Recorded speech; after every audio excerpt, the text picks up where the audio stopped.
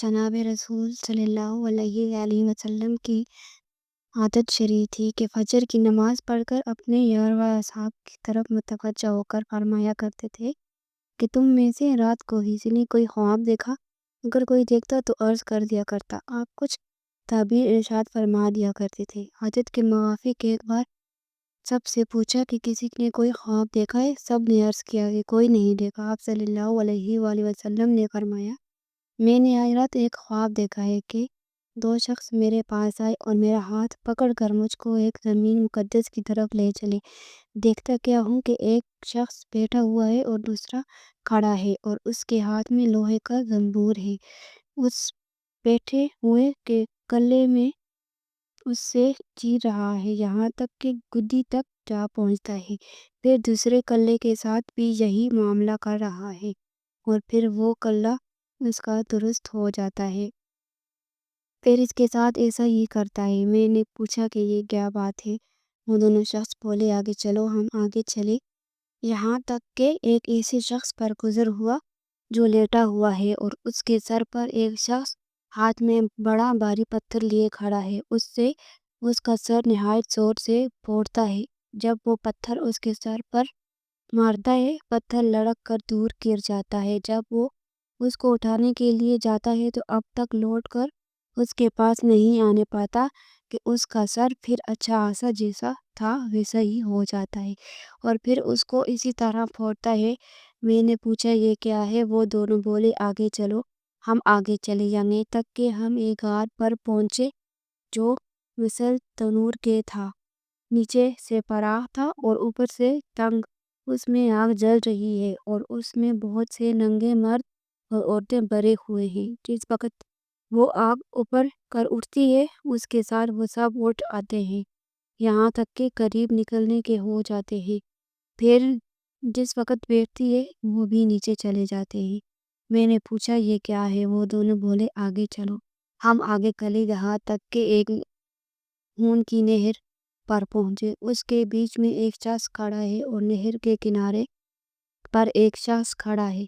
उसके सामने बहुत से पत्थर पड़े हैं। वो नहर के अंदर वाला शख्स नहर के किनारे की तरफ आता है। जिस वक्त निकलना चाहता है, किनारे वाला उस शख्स के मुंह पर एक पत्थर उस जोर से मारता है कि फिर अपनी पहली जगह पहुंचता है। फिर जब कभी वो निकलना चाहता है उसी तरह पत्थर मारकर उसको हटा देता है। मैंने पूछा, ये क्या है। दोनों बोले, आगे चलो। हम आगे चले, यहाँ तक कि एक हरे भरे बाग में पहुंचे। उसमें एक बड़ा दरख्त है। उसके नीचे एक बूढ़ा आदमी और बहुत से बच्चे बैठे हैं और दरख्त के करीब एक और शख्स बैठा हुआ है। उसके सामने आग जल रही है और उसको धूप रहा है। फिर वो दोनों मुझको चढ़ाकर दरख्त के ऊपर ले गए और एक घर दरख्त के बीच में नहायत उम्दा बन रहा था उसमें ले गए। मैंने ऐसा घर कभी नहीं देखे। उसमें मर्द, बूढ़े, जवान, औरतें और बच्चे बहुत से थे। फिर उससे बाहर लाकर ऊपर और ले गए। वहाँ एक घर पहले घर से भी उम्दा था, उसमें ले गए। उसमें बूढ़े और जवान थे।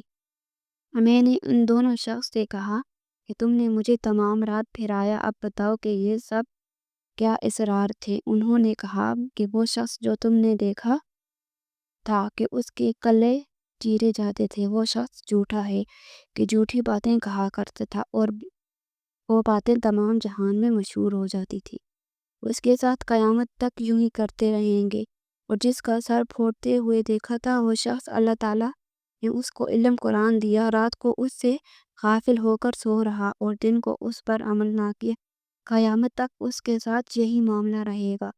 और जिनको तुमने आग के गार में देखा वो ज़ना करने वाले लोग हैं और जिसको खून की नहर में देखा वो सूद खाने वाला है।